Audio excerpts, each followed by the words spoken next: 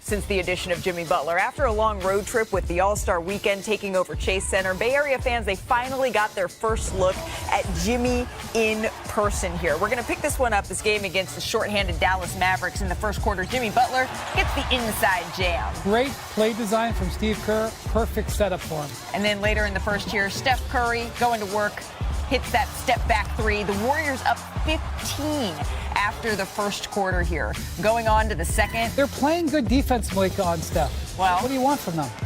Jimmy Butler, when he's helping out like this, too, goes inside for the layup. And then about a minute later, Butler, tough floater there, plus right the foul. We need to take another look at that one. Tough-looking shot. To the third, the Warriors continue to cook here. They just control right here the offensive rebound. And then Steph Curry comes up and hits the three. Listen to Steve Kerr and Jimmy Butler mic'd up watching this play. Bang, bang. That's kind of fun watching that, isn't it? I don't want this right? Heck yeah, it's fun to watch that. So then less than a minute later, still the third quarter here, Steph Curry, look who he's picked up by, P.J. Washington. Not a bad defender. And good defense. Curry, he good hits contest. Step back three. What are you supposed to do? Steph does the night-night celebration. Here's what Curry said about doing so this early in the game. So whatever the question is just a moment that I had with somebody on the other side. Longer story. Let's talk about that longer story, shall we? Curry is referencing this. On two separate occasions this year, Washington has hit the night-night in wins against Golden State. On December 15th, another on February 12th. So then when Curry hits the three over Washington last night, You knew that was coming. he returns the favor a little bit here, right? Curry finished with 30 points. Golden State gets the win, 126-102. The ball is moving.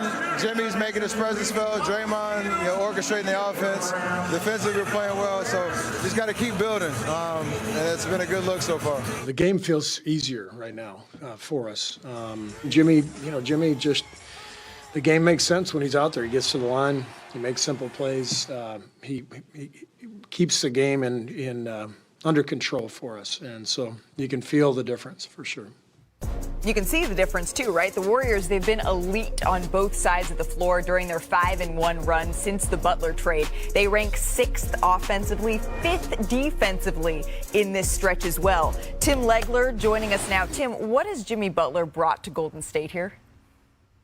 Well, look, we've talked about a lot of the things, and everybody keeps echoing the same things. Obviously, the toughness, the edge, the two-way player, 20 points a game is nice. But for me, I think it's his passing and his ability to understand where to go to occupy open spaces. His IQ is off the charts. We didn't really talk that much about it when Jimmy Butler came to Golden State because we knew they needed his offense. They needed his ability to isolate, get to the foul line. That helps their defense. It helps Steph Curry rest when he's taking, a minute of real time to go shoot those 2 free throws. All of those things matter.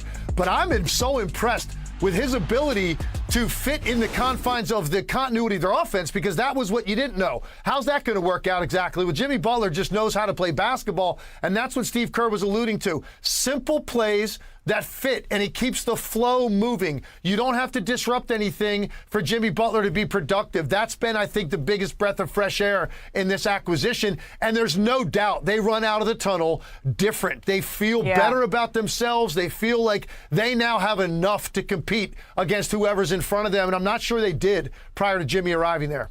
Look, this isn't, to me, a honeymoon. This just feels different. You talk about practice, right?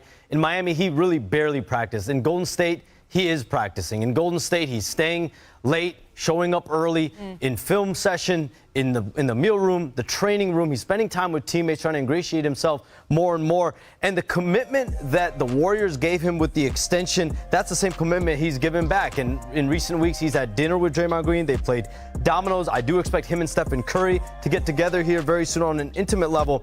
And what we're seeing here is a repeat of history. You think about players like Brandon Podziemski, Moses Moody, both playing a lot better since Jimmy Butler has been there. And this is the most important stat to me. Yeah.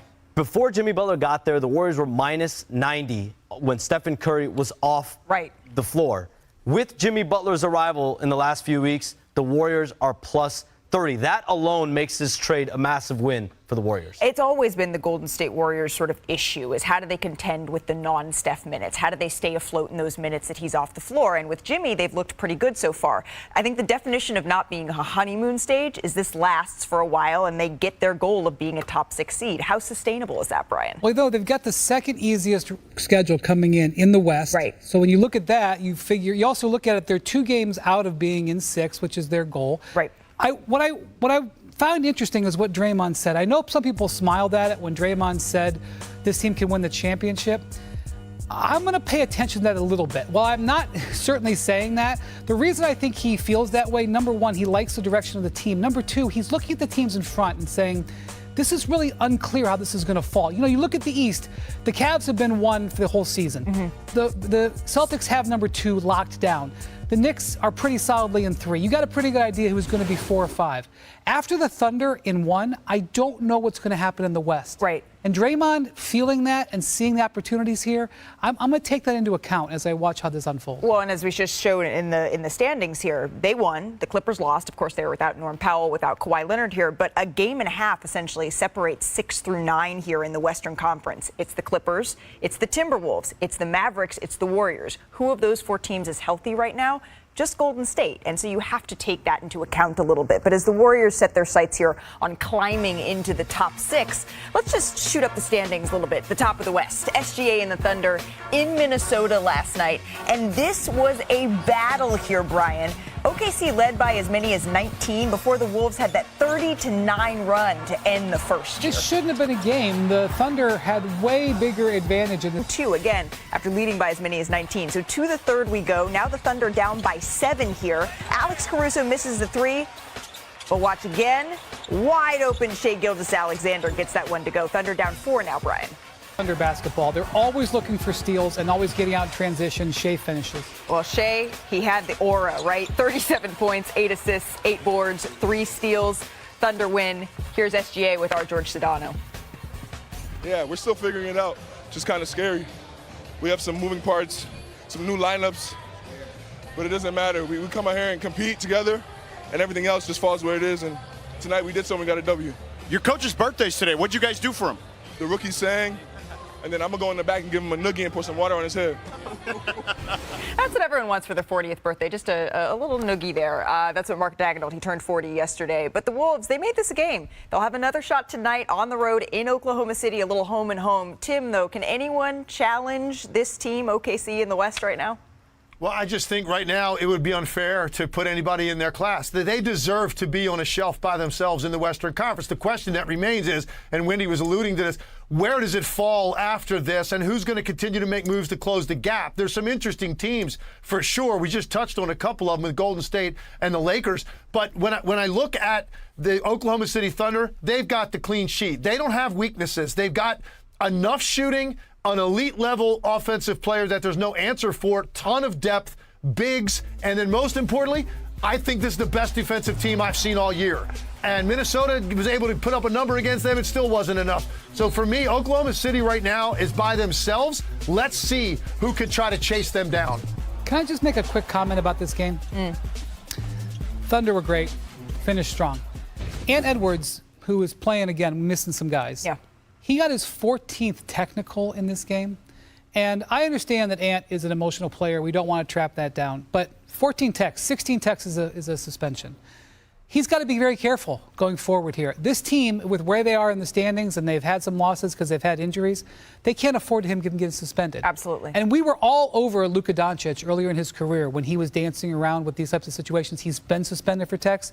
Ant has got to hold himself to a standard to control his emotions. And in this game, he could have gotten the tech earlier. The referee actually gave him some rope. And so I think that's something to just pay attention to going forward with the Timberwolves. You mentioned also the Timberwolves. They are shorthanded right now. As for Minnesota, help could be on the way here, Shams. Maybe not tonight, but what more can you tell us? Yeah, Malika, so Julius Randle and Dante DiVincenzo, they are out tonight, but there is optimism that they'll be able to make their return to the lineup. At some point, the team is on a 4-game road trip. Tonight in Oklahoma City is when it starts. It ends Sunday in Phoenix. Julius Randle had really started to come on. The Timberwolves were 10-4 before Julius Randle suffered a groin strain in his last 14 games, including 5 wins in a row. So getting him back, Dante DiVincenzo was also shooting the ball very well from the field before his toe injury. Yeah, the Timberwolves, I mean, Ant told me that it's been a roller coaster of a season for them, and partly, right, because of those injuries. Hey, before we head to break, though, in case you missed it, one person not in Minnesota for the game yesterday, Alex Rodriguez, hit a half-court shot during a Bucknell game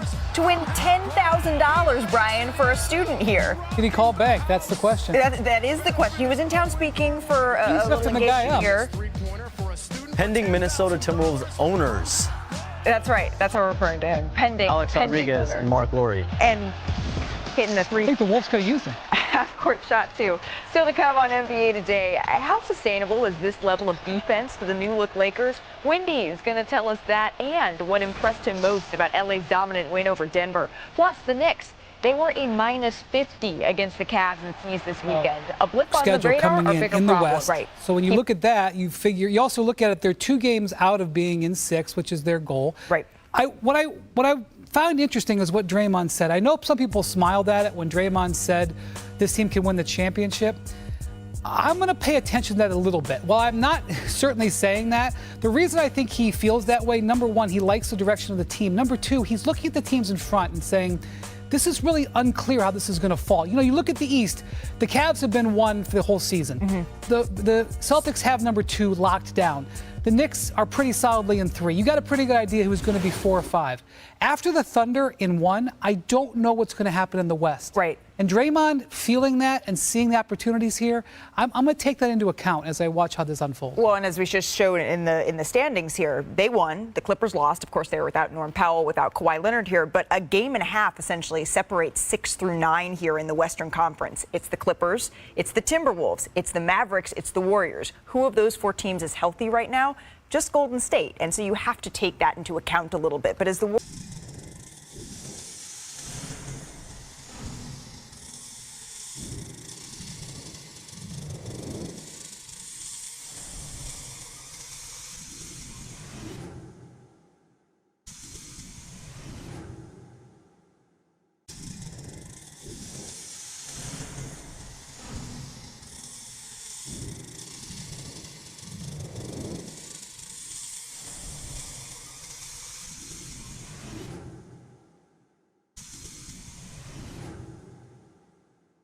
The long-awaited moment finally arrived for Bay Area fans as they got their first in-person look at Jimmy Butler in a Golden State Warriors uniform following an extended road trip and the All-Star weekend that took over Chase Center.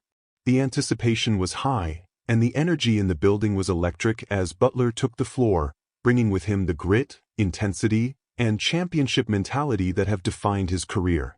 The Warriors squared off against a short-handed Dallas Mavericks team, and from the opening tip, it was clear that Golden State was in complete control. The game started with a beautifully designed play by Steve Kerr that set up Butler for a strong inside jam, immediately making his presence felt. But the night, as it often does in the Bay, belonged to Steph Curry. Midway through the first quarter, the 2-time MVP showcased his signature shot-making ability, hitting a step-back 3 that had the crowd erupting. By the time the first quarter ended, the Warriors had built a commanding 15-point lead, setting the tone for the rest of the game. As the second quarter unfolded, Dallas tightened up its defense on Curry, throwing multiple bodies at him in an attempt to slow down the offensive onslaught. But with Butler in the mix, Golden State had another weapon to counter the defensive pressure.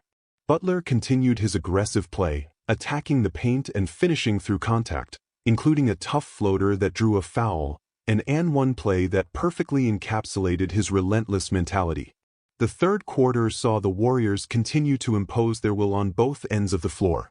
Their dominance on the offensive glass provided second-chance opportunities, and with Curry orchestrating the offense, Golden State's rhythm was simply too much for the Mavericks to handle. One of the standout moments of the quarter came when Curry, with P.J. Washington draped all over him, drilled a deep step-back 3, one of those shots that leaves defenders helpless. And as soon as the ball swished through the net, Curry broke out his signature night-night celebration, sending a message that the game was all but over. Post-game, Curry was asked about the early celebration, and he made it clear there was a deeper story behind it. The context? Washington had hit the same celebration in 2 separate victories over the Warriors earlier in the season, on December 15th and again on February 12th. Last night was Curry's way of returning the favor, reminding Washington that he hadn't forgotten those moments. By the time the final buzzer sounded, Golden State had cruised to a dominant 126-102 victory. The ball movement was crisp, the defense was locked in, and most importantly, Butler's presence was already making a noticeable impact. Draymond Green, ever the vocal leader, praised Butler's ability to simplify the game, highlighting how his knack for getting to the free throw line and making smart plays had stabilized the team. The numbers back it up. Since Butler's arrival, the Warriors have been elite on both ends of the floor, ranking 6th in offensive efficiency and 5th in defensive rating during their impressive 5-1 run. Tim Legler weighed in on Butler's immediate impact, emphasizing how seamlessly he has fit into the Warriors' offensive flow. While the scoring and defensive toughness were expected, it's his passing and basketball IQ that have been the biggest revelations. There were initial questions about how Butler would adapt to Golden State's motion-heavy system, but those concerns have quickly been put to rest. He isn't disrupting the offense, he's enhancing it, making the Warriors more dangerous in half-court sets while also giving Curry much-needed relief in non-step minutes. The chemistry is already evident, and the team is playing with a renewed sense of confidence, looking like a group that believes it can compete with anyone in the league. Off the court, Butler's commitment to integrating himself into the Warriors' culture has been equally noteworthy. In Miami, he was known for his intense approach to practice, but reports suggest that in Golden State, he has taken it up a notch, arriving early, staying late, and immersing himself in film sessions and team meetings. His dedication hasn't gone unnoticed. Recently, he and Draymond Green were seen bonding over a game of dominoes, and a one-on-one sit-down with Curry seems inevitable in the near future. Beyond the X's and O's, the statistical impact of Butler's presence is staggering. Prior to his arrival, Golden State was a staggering -90 in non-Curry minutes, a glaring issue that had plagued the team all season. In just a few short weeks, that number has flipped to a +30 when Curry is off the floor, a testament to Butler's ability to stabilize the lineup and ensure the Warriors don't fall apart when their superstar gets a breather. This has been the Warriors' Achilles heel in recent years, but with Butler in the fold, the equation has changed dramatically. As the regular season enters its final stretch, the question now shifts from how good the Warriors can be to how high they can climb in the standings. Currently sitting just 2 games out of the coveted 6th seed, they have the second easiest remaining schedule in the Western Conference, putting them in prime position to avoid the play-in tournament. Draymond Green made waves recently when he boldly declared that this team has championship potential. While that might seem ambitious to some, there is an undeniable sense that something special is brewing in the Bay. Brian Windhorst pointed out that the Western Conference playoff picture remains murky, with little separation among the teams vying for positioning. Unlike the Eastern Conference, where the top seeds are relatively locked in, the West remains a fluid battleground. Oklahoma City and Minnesota have established themselves as top-tier teams, but beyond that, the field is wide open. That uncertainty is precisely why the Warriors, with their experience, championship pedigree, and newfound depth, should not be overlooked. Meanwhile, at the top of the standings, the Thunder continue to prove they belong among the NBA's elite, securing a hard-fought victory over the Timberwolves. Despite leading by as many as 19, Oklahoma City had to fend off a furious Minnesota comeback before ultimately pulling away late. Shai Gilgeous-Alexander once again put on a masterclass, finishing with 37 points, 8 rebounds, and 8 assists while delivering in the clutch with a pair of dagger threes. His dominance has been the driving force behind the Thunder's rise, and as Tim Legler put it, Oklahoma City might just be in a class of their own in the West. However, concerns loom for the Timberwolves, particularly regarding Anthony Edwards and his growing frustration with officiating. Edwards picked up his 14th technical foul of the season, putting him just 2 away from a 1-game suspension. It's a situation that the team will need to monitor closely, especially as they navigate a stretch of games without key players due to injuries. The Timberwolves aren't the only ones dealing with health issues. The Knicks, another contender in the East, are hoping to get Julius Randle and Dante DiVincenzo back soon as they push for playoff positioning.